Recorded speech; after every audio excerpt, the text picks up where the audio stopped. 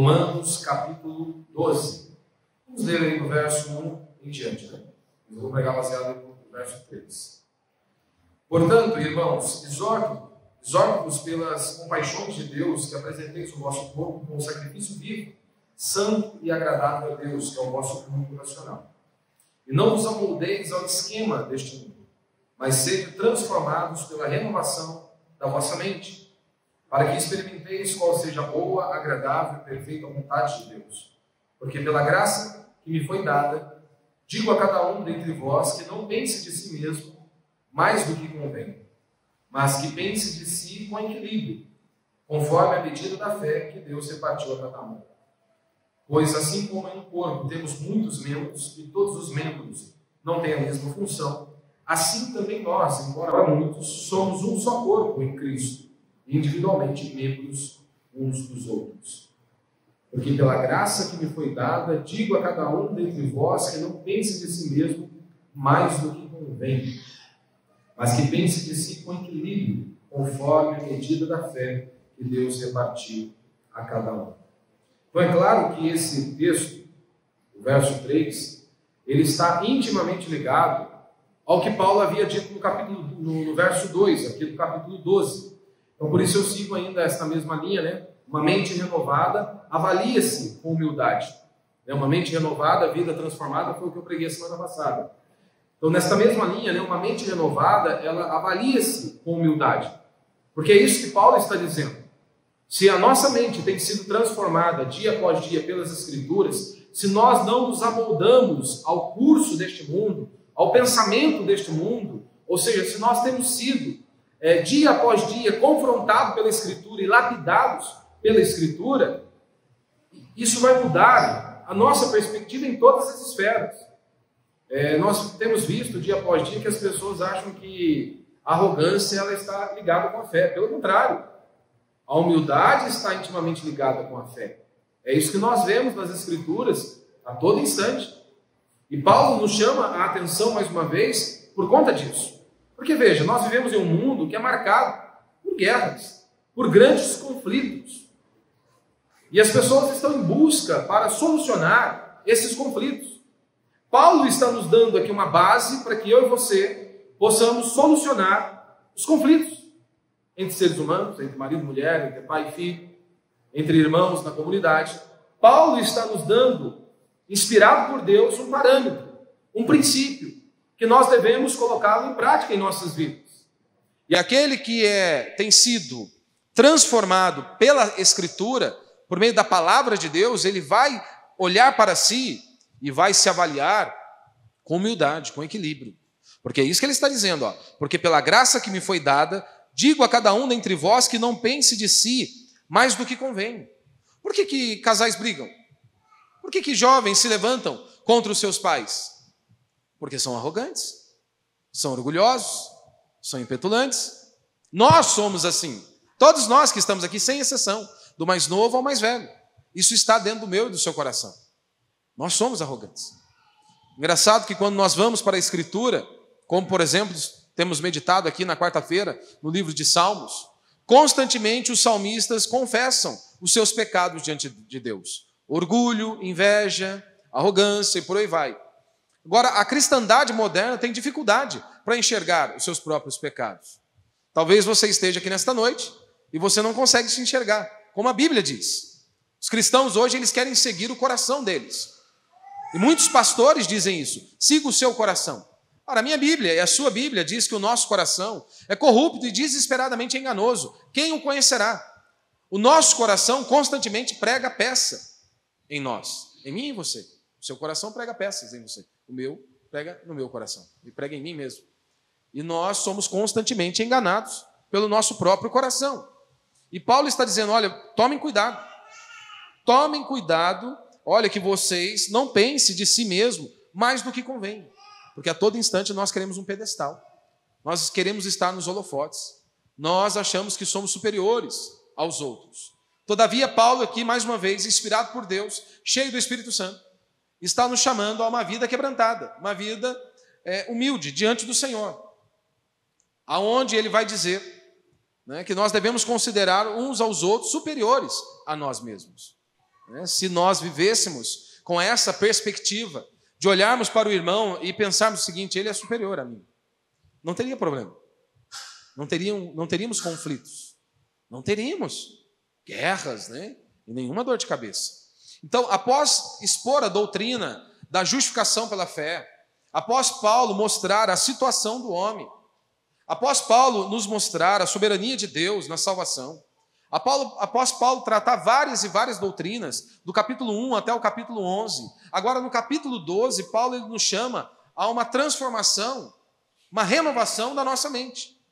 E agora no verso 3, ele destaca que essa renovação, ela nos conduz a uma avaliação humilde e realista de nós mesmos. Ele diz: olha, se essa transformação tem ocorrido na vida de vocês, vocês terão esse equilíbrio pela graça de Deus. Vocês irão avaliar a si mesmo, uma perspectiva realista. Por que isso é tão importante? Porque nós vivemos no mundo, e como eu disse a semana passada, nós somos fortemente bombardeados pela cultura. Não pense você pode ter anos e anos de igreja, e não ache que os seus pensamentos estão 100% alinhados com a Escritura. Todos nós que estamos aqui somos fortemente influenciados pela cultura. E inúmeras vezes nós vamos para a Escritura com os óculos da cultura vigente. E é por isso que precisamos, dia após dia, sermos confrontados pela Escritura. Como diz o salmista lá no Salmo 119, verso 18: Senhor, abre os nossos olhos para que enxerguemos as maravilhas da tua lei. Precisamos desta lapidação, dia após dia. Porque veja, a cosmovisão secular, ou seja, a visão deste mundo, ela nos ensina o oposto da Escritura.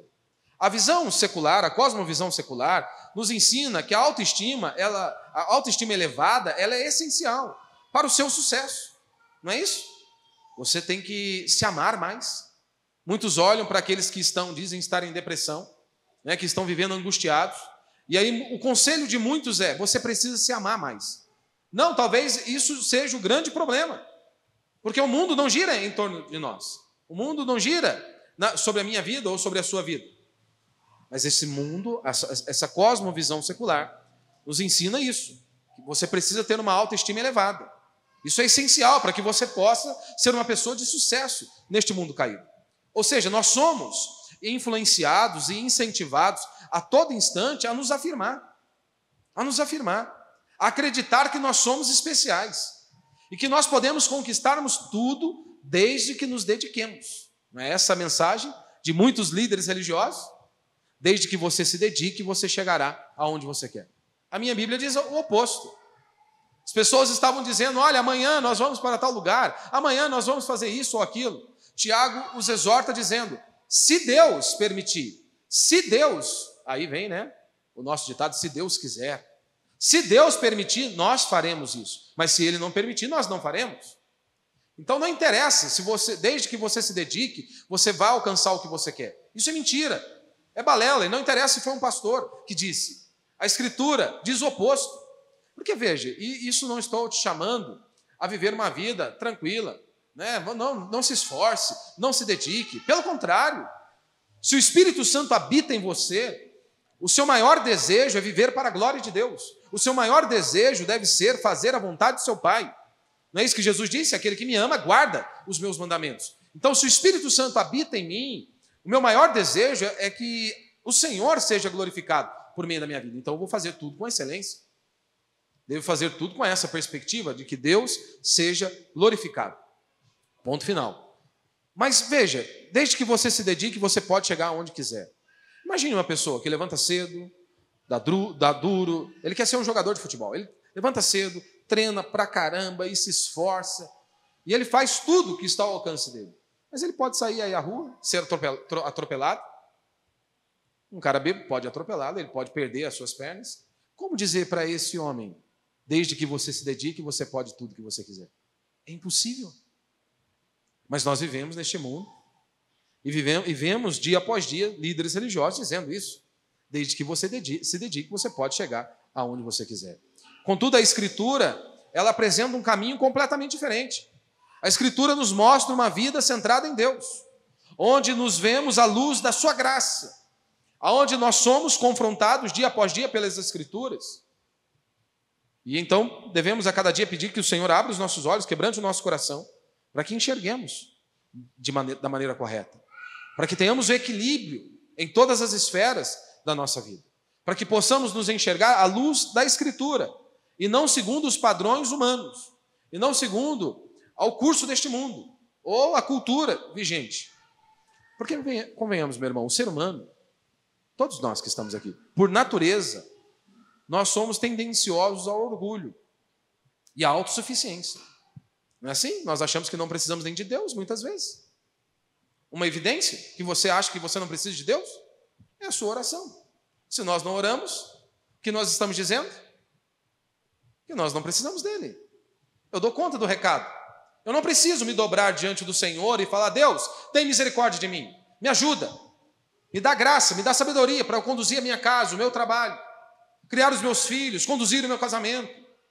Abre os meus olhos e quebrante o meu coração. Se eu não faço isso, automaticamente o que eu estou dizendo é: eu não preciso dele. E o próprio Cristo já nos disse: sem mim nada podeis fazer. Mas nós somos tão arrogantes, nós somos tão orgulhosos, nós somos tão... achamos que somos uma espécie de Deus, né? Não precisamos dele. Nós damos conta do recado. E a sociedade moderna nos incentiva a isso, a pensarmos de maneira excessiva sobre nós mesmos. Tudo deve girar em torno da minha vida, da minha família, do meu próprio umbigo, ou seja, da nossa própria existência.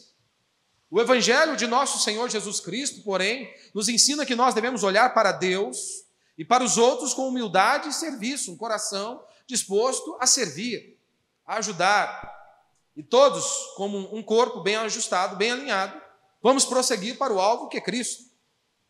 Só que o meu coração e o seu coração, ou seja, o coração humano, ele pode oscilar entre dois extremos. Como eu sempre digo aqui, as extremidades são o mais fácil, mas elas são perigosas. As extremidades sempre serão mais fáceis. Você vai para uma extremidade, é mais fácil, para outra também. O equilíbrio sempre é mais difícil. E o coração humano, ele pode oscilar entre dois extremos: o orgulho ou a autodepreciação. O orgulho, aonde nós não reconhecemos os nossos erros, aonde você não aceita a ajuda de ninguém, porque afinal de contas você é uma divindade. Nós não podemos. Quem está à altura para poder me ajudar? Quem está à altura para poder me auxiliar? Ou seja, somos orgulhosos. A soberba, a arrogância está ali. Ou você pode ir para o outro extremo, a autodepreciação.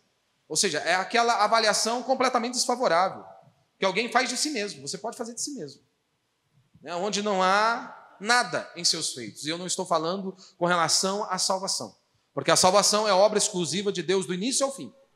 Do início ao fim. Mas muitos chegam a um ponto onde eles olham para si e dizem: eu não tenho capacidade alguma, eu não sirvo para nada. E acham até que é muito bonito às vezes, né? Pensam que é muito bonito. A extremidade é perigosa. Nós não devemos ficar na extremidade.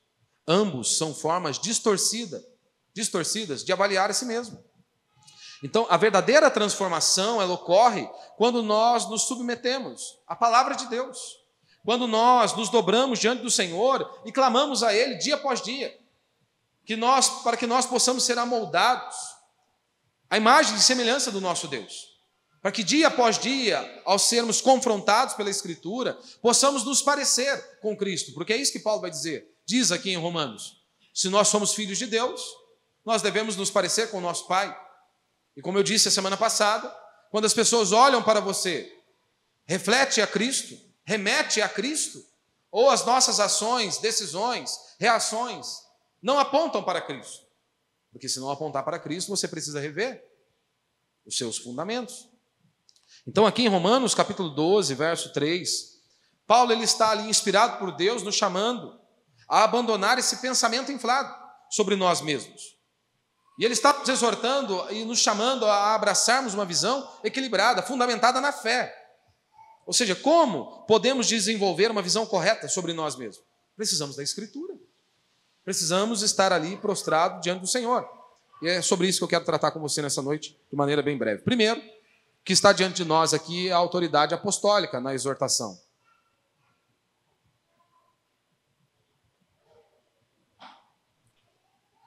A autoridade apostólica na exortação. Veja o que Paulo diz aqui no verso 3.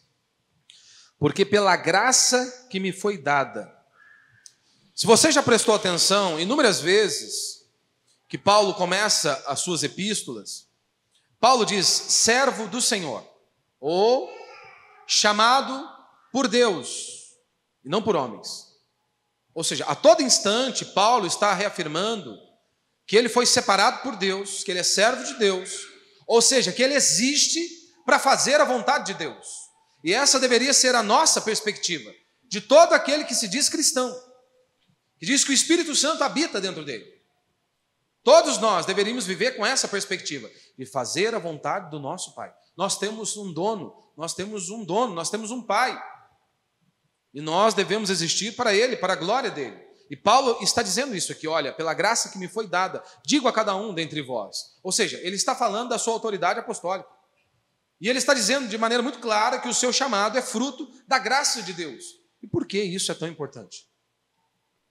Nós frisarmos nisso, olha, Paulo está dizendo que ele é apóstolo da parte de Deus e não de homens, que o seu chamado é fruto da graça de Deus, porque o que ele está transmitindo aqui, como ele faz em outras epístolas, é: eu recebi do Senhor e estou transmitindo a vocês.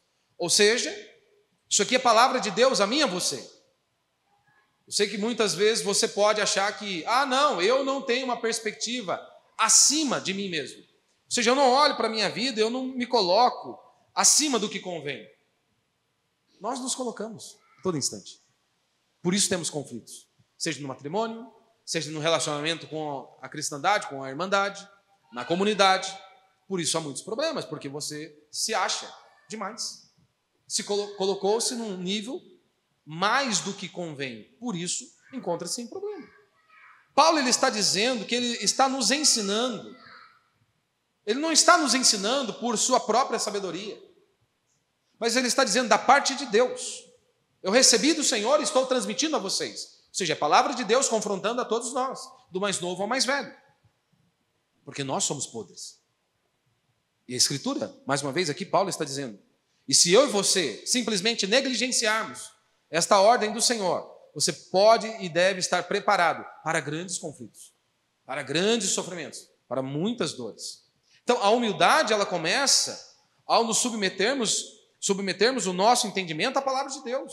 Eu preciso ser guiado pela Escritura. Eu não posso ser conduzido por este mundo caído ou pela cultura. Por isso a importância da meditação na palavra do Senhor. Por isso a importância de você e eu sermos confrontados diariamente pela Escritura. Para que essa linha de raciocínio ou esse molde do mundo a cada dia venha cair por terra e possamos ser amoldados pela palavra do Senhor. Você se lembra de Moisés? Miriam e Arão se levantaram contra ele. E aí disseram o seguinte: ora, Deus só vai falar por meio de Moisés? É isso mesmo? Está certo isso? Você se lembra o que diz o texto lá em Números capítulo 12, no verso 3? Diz que Moisés era o mais humilde dentre os homens. Bem instruído, mas era um homem mais humilde da terra em seus dias. O mesmo acontece também com o apóstolo Paulo, não é? Paulo ele ora ao Senhor pedindo que Deus removesse dele o espinho. E por 3 vezes ele diz que ele orou ao Senhor pedindo que retirasse. Qual foi a resposta de Deus a Paulo? A minha graça te basta. Acabou. O meu poder, a minha graça te basta, Paulo. Acabou. Paulo reconhece ali a sua fraqueza e a sua dependência de Deus. Como constantemente, lá em 1 Coríntios capítulo 4, ele diz: ora, o que você tem? O que nós temos para nos vangloriarmos? Você está onde está, é o que é pela graça de Deus. Como que nós temos alguma coisa para nos vangloriarmos? Para dizer, eu sou melhor que a prostituta, eu sou melhor que o traficante? Como? De onde você tirou isso?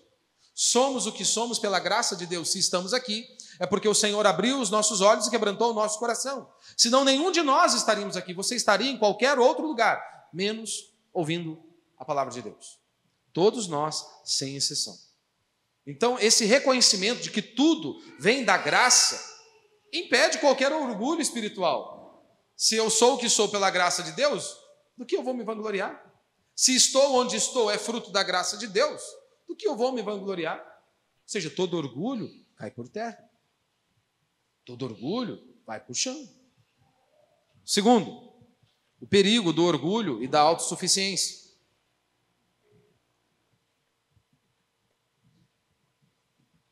Paulo está dizendo, olha, que vocês não pensem de si mesmo além do que convém.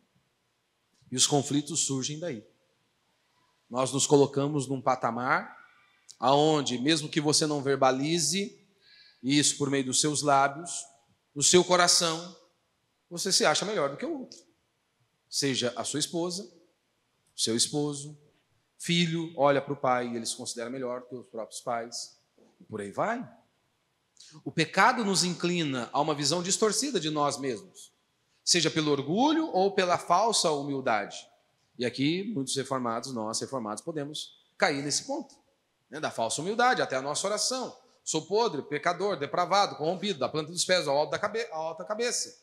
Pode surgir aqui uma falsa humildade, porque o pecado nos inclina a isso, a uma visão distorcida de nós mesmos, seja pelo orgulho ou pela falsa humildade.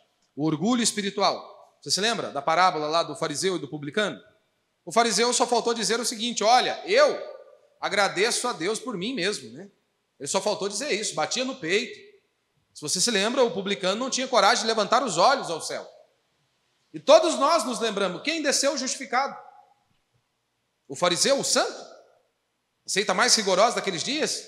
Foi ele que desceu justificado? O texto diz que não. O publicano, o perdido, desceu justificado, que confiou plenamente na graça de Deus, confiou e depositou a esperança em Cristo Jesus. Então, a Escritura nos ensina constantemente, nos ensina que a justiça própria é um grande perigo. E inúmeras vezes queremos depositar nossa confiança em nossos feitos, em nossas obras, em nosso intelecto. A Bíblia diz que as nossas obras são como trapos de imundícia. Você acha mesmo que é confiável você depositar a sua confiança em sua justiça própria? Ah, não é. Não é, nós dependemos de Deus todos os dias. Nós precisamos que Ele abra os nossos olhos e quebrante o nosso coração. Precisamos aprender a viver uma dependência do Senhor diariamente, isso é algo diário. Porque, afinal de contas, todos os dias precisamos que Ele nos faça enxergar a luz de Sua palavra e que possamos andar conforme a palavra dele nos ensina. Ou você pode cair para a falsa humildade, como eu disse aqui no início. Algumas pessoas se depreciam excessivamente. Muitos até recusam-se a servir na obra por se acharem completamente incapazes. Nós precisamos nos lembrar, somos santos, pecadores e justos, não é? É isso que nós vemos na Escritura? Pecadores e justos. Pecadores e justos. Eu sou podre, depravado, corrompido, da planta dos pés ao alto da cabeça, mas se houve de fato o novo nascimento, se houve arrependimento e fé em Cristo Jesus, há um novo nascimento. Então eu sou lavado e remido pelo sangue do Cordeiro. E é claro, não sou eu quem faz. Não somos nós que convencemos o homem do pecado, do juízo, da justiça.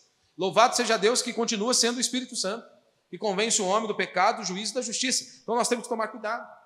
As pessoas acham, eu não sou um coitadinho, sou um rato pelado, né? Não podemos ser assim. Tudo na vida nós precisamos ter equilíbrio. Deus não nos chama para essa autodepreciação. Ele nos chama a um equilíbrio saudável, aonde nós dependemos dele. Esse mundo caído, ele promove a exaltação do eu. Mas Cristo não. Cristo nos chama à negação de nós mesmos. Não foi este o convite de Cristo? Você quer me seguir? Totalmente diferente dos pastores. Qual é o convite da maior parte dos líderes religiosos hoje? Venha para Cristo e você vai ser próspero financeiramente. Venha para o Senhor e todos os seus problemas serão solucionados. Venha para Cristo e tudo, a vida será um mar de rosas. Esse foi o convite de Cristo Jesus? Que eu me lembre, não. Você quer me seguir? Ótimo! Tome a sua cruz, negue a si mesmo e siga-me. Ou seja, negar a si mesmo, as suas vontades, os seus desejos, para fazer a vontade do seu Senhor. Isso é vida cristã. É nós abrirmos mão da nossa própria vontade para nos submetermos à vontade de Deus. Ou seja, para vivermos da maneira que Ele seja glorificado por meio das nossas vidas. Isso é um chamado diário, de renúncia. Né? As nossas brigas são por conta do quê? Que eu me considero melhor. Então, se eu me considero melhor, o outro tem que se dobrar. Então eu nunca preciso me dobrar, o outro tem que se submeter, né? Aí você terá inúmeros conflitos. Se eu enxergo pela graça de Deus, como Paulo vai dizer lá em 1 Coríntios capítulo 4, verso 7, que tudo o que eu tenho foi dado por Deus, pela graça dele eu consigo enxergar isso, isso vai nos levar a uma vida mais quebrantada, a um espírito mais humilde diante do Senhor, não é? E diante das pessoas. É que a cristandade, né, os crentes hoje parece que vivem num mundo que não dá para nem sequer entender. A briga por poder, por status, por sucesso. Quantos rachas em igrejas, por conta do quê? Do poder, desejo, ganância. O cara vê ali uma oportunidade de negócio. E aí então há toda desgraça. O orgulho é a raiz de muitos pecados. Muitos pecados. E nós precisamos combatê-lo à luz da palavra de Deus. Nós precisamos combatê-lo com o evangelho de nosso Senhor Jesus Cristo. E para isso, nós precisamos ter a correta avaliação de nós mesmos, né? E esse é o meu terceiro ponto. Correta avaliação de si mesmo.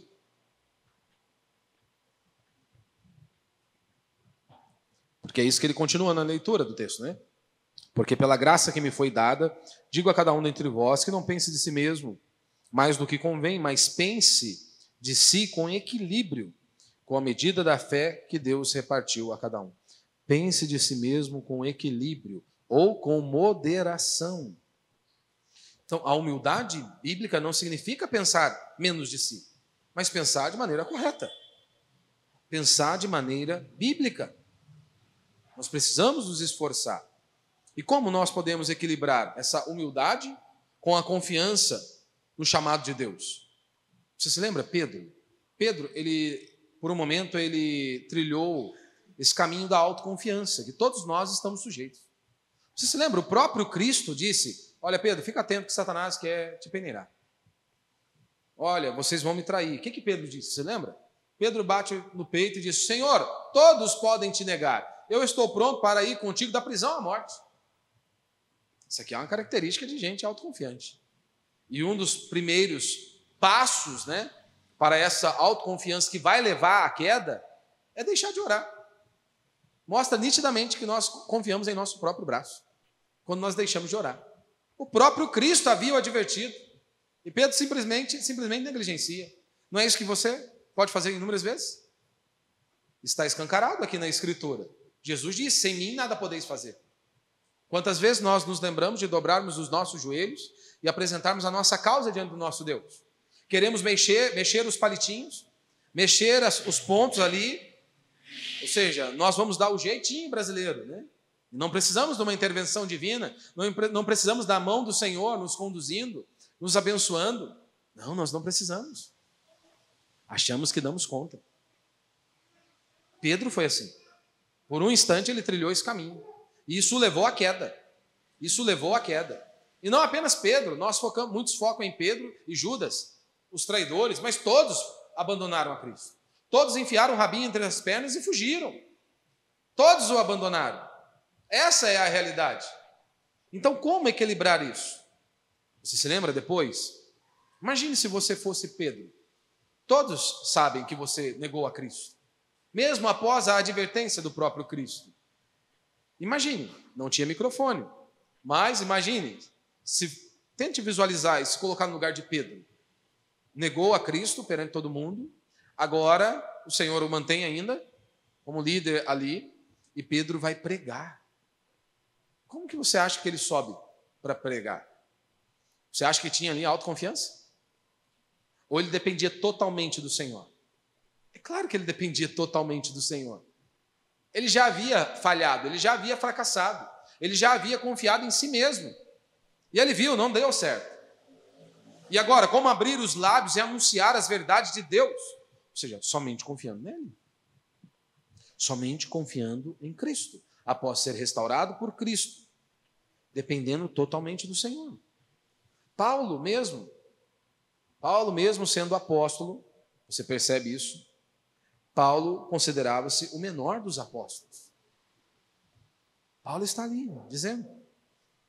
Então, nós cristãos, nós não devemos exercer o nosso chamado Nós não devemos exercer o nosso chamado visando isso, né? Status, o aplauso dos homens, o reconhecimento. O crente, ele deve exercer o seu chamado sem inveja, sem arrogância, mas com gratidão a Deus. Porque é um privilégio a mim e a você servir a Deus. Quem é você? Quem sou eu? Quem somos nós? Deveria ser um privilégio, que Deus nos faça enxergar isso, que é um privilégio a mim e a você. Você não faz nenhum favor, seja a mim ou qualquer outra pessoa vindo à igreja. E com isso não estou dizendo, olha, que eu pouco me importo com a sua presença. Os irmãos sabem, vocês são a minha família. Nós convivemos mais com vocês do que a nossa própria família de sangue. Mas você precisa ter um entendimento correto. Você não está fazendo um favor a mim ou qualquer pessoa vindo à igreja. Você existe para o Senhor. Ele te deu o melhor, o próprio Cristo. O Filho dele foi esmagado na cruz do Calvário por conta dos seus pecados, por conta dos meus pecados. Então nós não fazemos favor algum a Deus vindo ao culto. É um privilégio a mim e a você. Privilégio. A nós podemos servir a Deus. E é um privilégio nós termos próximo a nós uma igreja bíblica. Porque muitas pessoas andam quilômetros e mais quilômetros em busca de uma igreja bíblica. Porque o dia que nós começarmos a entreter, você pode ter certeza que eu ou qualquer outro ficou louco. Aí você junta a sua família e vai embora. Porque o que eu e você precisamos é das Sagradas Escrituras, é a palavra de Deus sendo exposta com fidelidade. É isso que vai te sustentar no dia da adversidade. É isso que vai te sustentar em todo momento da sua vida. É se você está ancorado ou não na Escritura.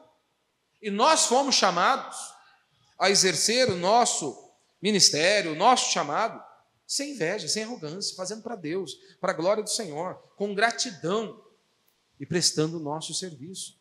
Nós fazemos parte do corpo de Cristo, onde há vários membros, não é? Imagine, né? Paulo ele vai usar essa ilustração. Imagine se o pé diz, eu não quero mais ser pé, o negócio meu agora é ser braço. Ou seja, a briguinha. Não, nós fazemos parte de um corpo e visamos o todo, e não apenas o indivíduo. Fazemos o que é melhor para o corpo. Nos unimos e juntamos as nossas forças, um corpo bem alinhado, bem ajustado, e prosseguimos para o alvo.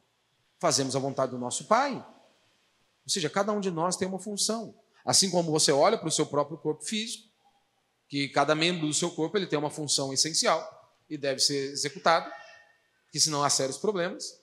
No corpo de Cristo é a mesma coisa. Paulo usa essa ilustração, essa figura. Ou seja, todos nós devemos nos examinar constantemente à luz da palavra de Deus. E constantemente devemos estar alinhando isso, corrigindo a nossa visão equivocada sobre nós mesmos.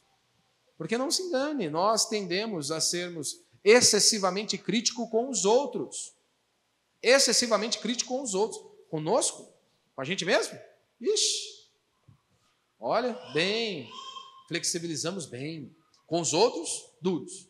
Conosco, vamos relaxar. Vamos pegar leve, né? Porque afinal de contas, sou um servo do Senhor. Então, pelo menos 3 atitudes para uma avaliação correta você e eu precisamos ter. Primeiro, esse autoconhecimento bíblico, né? Devemos nos enxergar à luz da Escritura. Ou seja, a Escritura diz de maneira muito clara que eu sou podre, depravado, corrompido, da planta dos pés à alta cabeça, mas que fui lavado e remido pelo sangue do Cordeiro. Ou seja, sou o que sou pela graça de Deus. Nós somos pecadores que fomos salvos pela graça, pela obra de Cristo Jesus, e somente pela obra de Cristo Jesus. Não é Maria, não é Buda, não é Alá, não é a sua contribuição financeira. Não são as suas obras. É a obra de Cristo Jesus, os feitos de Cristo Jesus. Todo dia nós precisamos nos lembrar. Quer se comparar com alguém? Compare-se com Cristo, não com os outros. Olhe para Cristo. Muitas vezes nós nos medimos pelos padrões humanos. Queremos nos comparar com um homem, quando o verdadeiro padrão é Cristo. Esse é o objetivo, de sermos lapidados, que possamos nos parecer com o nosso Senhor. E lembrar disso, do meu serviço com amor a Deus, temor a Deus e amor a Deus. Ou seja, o foco não é a autopromoção. O foco não é que o meu nome seja celebrado. O foco não é que o seu nome seja aplaudido. Convém que ele cresça e eu diminua. Não foi isso que João disse? Essa deve ser a nossa perspectiva. Tudo que nós viermos fazer, devemos fazer com essa perspectiva. O foco não é de autopromoção, mas é do bem do corpo de Cristo Jesus. Esse é o foco. Corpo bem alinhado e bem ajustado. Martin Lloyd Jones, comentando sobre isso, ele enfatiza que a verdadeira humildade ela surge dessa renovação da mente pelo Espírito Santo. Ou seja, a verdadeira humildade ela vem por meio dessa renovação da mente, ou seja, onde cada dia somos confrontados pela Escritura. E ele declara, o primeiro princípio da vida cristã é que nós nunca devemos confiar na nossa própria sabedoria ou habilidade natural. Nós não devemos nos apoiar, seja na sabedoria ou na habilidade natural. Precisamos nos lembrar constantemente, somos o que somos, temos o que temos, pela graça de Cristo Jesus, pela graça de Deus. Somente aí, então, nós não temos nada para nos vangloriarmos ou nos orgulharmos, Ou seja, ele ensina que a humildade resulta desse entendimento correto de que tudo vem da graça divina, da graça do Senhor. Então, o meu convite a você nessa noite é justamente que você possa examinar a sua vida. E se você tem examinado a si mesmo, qual o padrão que você tem usado? Você tem se avaliado segundo a palavra de Deus ou segundo o padrão desse mundo? Os moldes desse mundo? Qual tem sido a sua principal motivação na vida cristã? Orgulho? Ver o seu nome sendo celebrado? Ou querendo ser reconhecido a todo instante? Ou eu faço o que eu faço para que Deus seja glorificado, porque Ele fez infinitamente mais a mim. Ele deu o próprio Filho para ser moído na cruz do Calvário. Ou seja, tudo que eu e você viermos a fazer é nada comparado com o que Deus fez. É muito pequeno, e é por isso que Paulo diz, olha, me gastarei e me deixarei gastar. Então, por isso que para mim é um absurdo. Imagine, se você olhar para a igreja primitiva, onde diariamente eles celebravam ao Senhor, diariamente eles estavam na comunhão, no partir do pão, na doutrina, nas orações. E hoje as pessoas acham um peso celebrar ao Senhor. No nosso caso, nós temos apenas 2 cultos. E você acha que é um peso? Um peso? Ora, aquilo que Cristo fez por nós, deveríamos ter vergonha até de olhar para a igreja de Atos, onde os irmãos estavam ali dia após dia. Deveríamos ter vergonha ao olhar para a história da igreja, onde muitos de nossos irmãos literalmente foram mortos por professarem a fé em Cristo Jesus. Ou como o autor de Hebreus diz lá no capítulo 11, muitos foram cerrados ao meio, decapitados. O mundo não era digno desses homens. Mas a cristandade moderna acha que faz muito para Deus. Que não, já fazemos demais. Que você e eu possamos viver em humildade na igreja. É o que nós temos feito com os dons, as habilidades que Deus nos deu. O que nós temos feito? Temos usado isso, temos contribuído para a edificação do corpo. O que nós temos feito com as habilidades, talentos que Deus nos deu? Como nós temos usado? Ou nós pensamos apenas no nosso próprio umbigo? Fazemos por amor a Deus e temor a Deus e amor ao Pai? Ou estamos em busca de reconhecimento? Queremos o velho e bom tapinha nas costas, dizendo, olha, fenomenal, hein? Belo trabalho. Que Deus nos dê graça, que eu e você possamos confiar nele, na graça do Senhor. Que possamos servir a Ele com gratidão e fidelidade, reconhecendo dia após dia essa dependência. Porque, meu irmão, talvez você possa ter dificuldade para enxergar isso, mas não deveria ter, porque você só se levanta pela graça dele. Você só pode levantar e executar as suas atividades básicas porque Deus renovou sobre você as misericórdias dele. Porque senão você pode pastar como um animal. Basta você olhar para a miséria que é o ser humano. E principalmente os jovens se consideram fortes o bastante. É ridículo, ridículo. Agora você pode ser forte o bastante. Daqui a pouco você precisa de outro para te dar um banho, para vestir uma roupa em você. Essa é a real situação do homem. Somos fracos, somos limitados. Que Deus nos dê graça para que nós possamos enxergar, por meio da graça dele, a nossa fragilidade. e que possamos reconhecer a total dependência do Senhor. Que Deus nos dê graça, né, e abra os nossos olhos mais essa noite. Amém? Vamos ficar de pé, vamos orar a Deus.